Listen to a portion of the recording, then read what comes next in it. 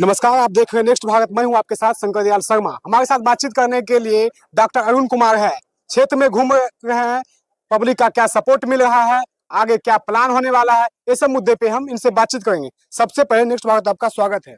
बहुत धन्यवाद। पब्लिक के बीच जा रहे हैं, खूब समर्थन मिल रहा है आपको, मिल रहा है। क्या कहेंगे? विपक्ष को तो एकदम हालत खराब कर दिया।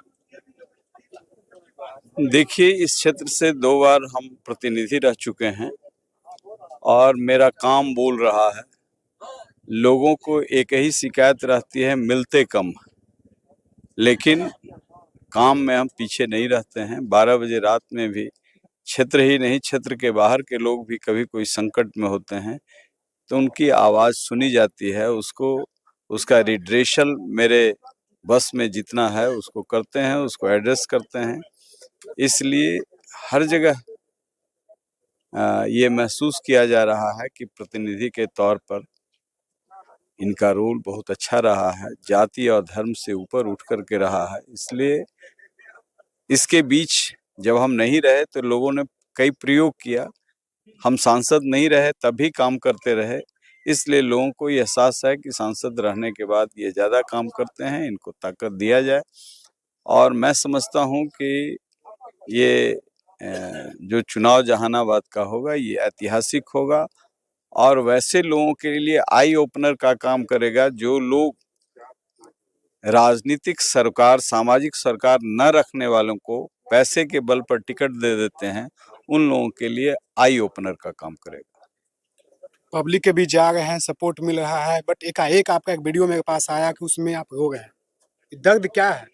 वो दर्द खुशी का था, क्योंकि पीछे 10 वर्षों से जो लोग हमसे नहीं जुड़े रहे और हमारे प्रारंभिक कालखंड में वो यहाँ पर हमारे कार्यों से संतुष्ट नहीं हुए या कहीं दूरी बनाई या अपने को उपेक्षित महसूस किए। और ऐसे लोग जब संकट में खड़े हो जाते हैं तो एक इमोशनल आउटब्रेक था कि हमसे कहीं गलती हुई है, और नहीं तो इस संकट के दौर पर पुनः इनका मेरे समर्थन में खड़ा हो जाना।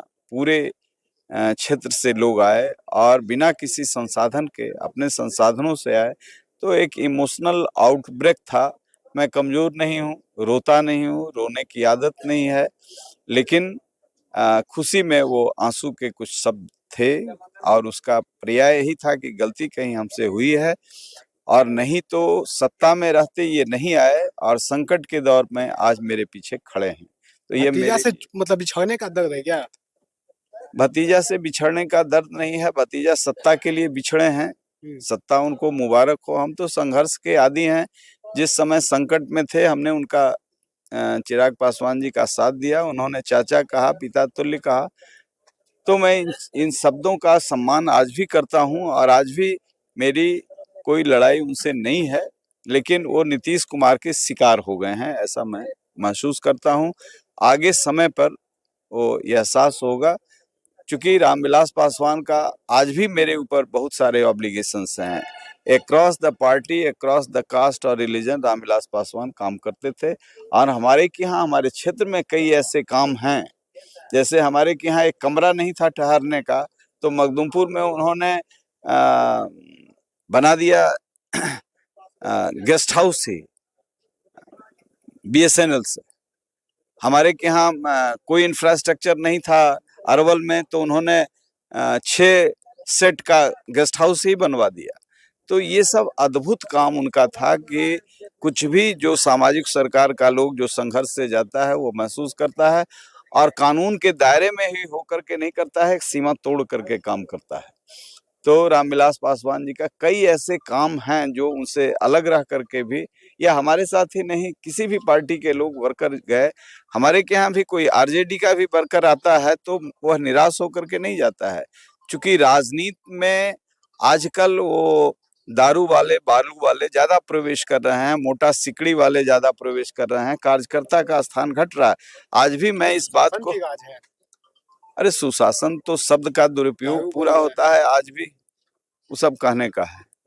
मेरे हिसाब से अराजकता पैदा करने का काम किया है दारू बंद करके। दारू से गरीब लोग तबाह हुए हैं, बड़े लोग मालामाल हुए हैं। तो खैर वो विषय डिस्कशन का अभी नहीं है। मैं इतना ही कहना चाहूंगा कि किसी भी नेता को, किसी भी पार्टी से जुड़ा हुआ व्यक्ति, कार्यकर्ता यदि सामाजिक सवालों को लेकर के आपके पास आता है तो उसको पार्टी की सीमा से, जात की सीमा से, धर्म की सीमा से बाहर निकल करके उसको देखना चाहिए। क्षेत्र में आप घूम रहे हैं, किस तरह से पब्लिक का सपोर्ट मिल रहा है और क्या आप जनता को बता रहे हैं? काफी सपोर्ट है। आप क्या और बता रहे हैं जनता को? जो अधूरे काम हैं, यदि आपने ताकत दिया तो उसे पूरा करूंगा। ये थे हमारे साथ बातचीत करने के लिए डॉक्टर अरुण कुमार। इन्होंने कई मुद्दे पे अपना जवाब दिए। देखते रहे नेक्स्ट भारत। बहुत बहुत धन्यवाद।